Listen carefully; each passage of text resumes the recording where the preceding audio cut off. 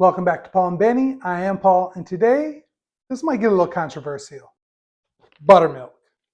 I know, somebody already turned up their nose. Somebody already said, ugh. And that's why I want to talk to you today. I want to talk to you about what it is, what it isn't, and how you can use it to make your cooking and baking way better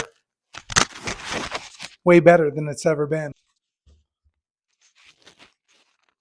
If you're frying items like chicken or fish or vegetables with a breaded coating on them, if you're making risen items like cakes, muffins, biscuits, waffles, pancakes, any of those things, and you're not using buttermilk, you're probably missing out. But let me get one misconception out of the way right off the bat. It's very popular on the internet and on cooking shows to say this: if you don't have buttermilk, no problem. You can just add some of this to this, and that'll work fine. And there's a little silver lining of truth in there, but overall that's false. This plus this will never taste like or cause your baked goods to feel like buttermilk. Yes, buttermilk is acidic.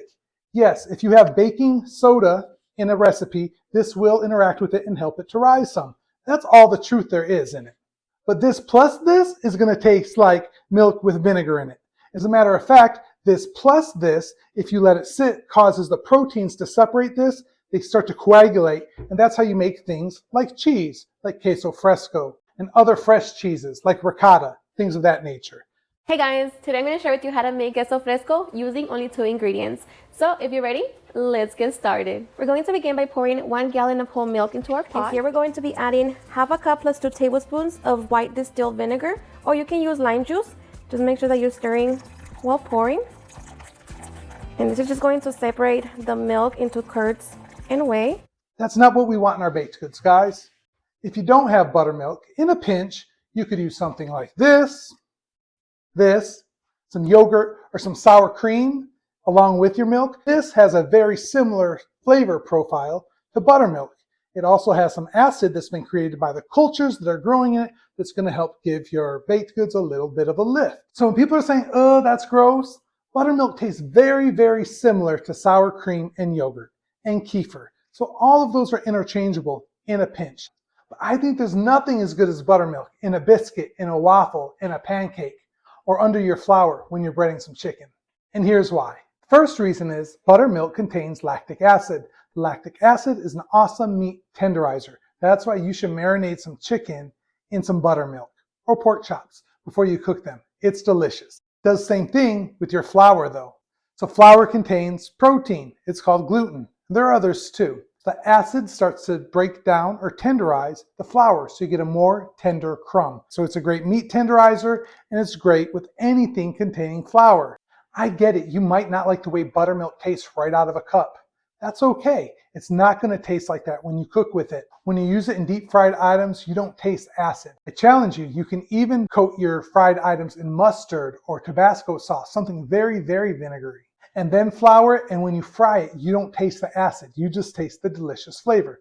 But you don't necessarily get the same meat tenderizing effect from those items. Again, when you bake, your baked goods don't taste like acid. They don't taste tart and tangy, but tart and tangy acid with a sweet baked good, it creates a beautiful balance and enriches the flavor. So you have a rich, flavorful, sweet baked good instead of something that's just sugary in one note. So next time you hear with those cooking experts say, just add a little bit of vinegar to your milk if you don't have buttermilk, and it'll turn out just fine.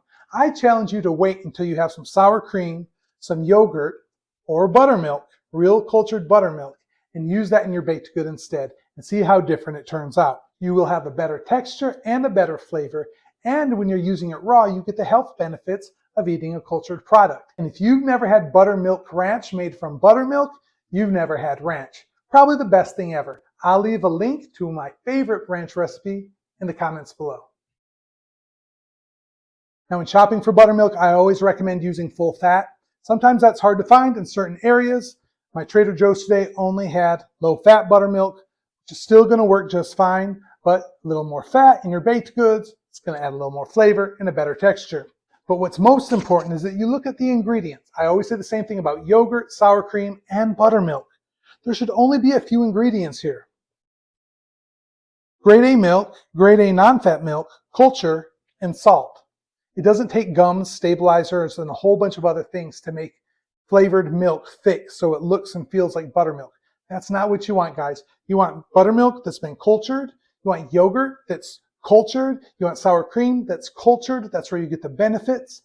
And it doesn't cost anything more. So check your ingredients before you buy it. So what do you think? Are you convinced? Are you going to go out and get some buttermilk for your holiday baking? Leave me a comment below. Let me know if you are, or if you already use it, what's your favorite way to use buttermilk? Again, I'm Paul for Paul and Benny, and we're grateful for delicious, nutritious foods and ways to make our cooking and baking even better. And we're grateful for you watching.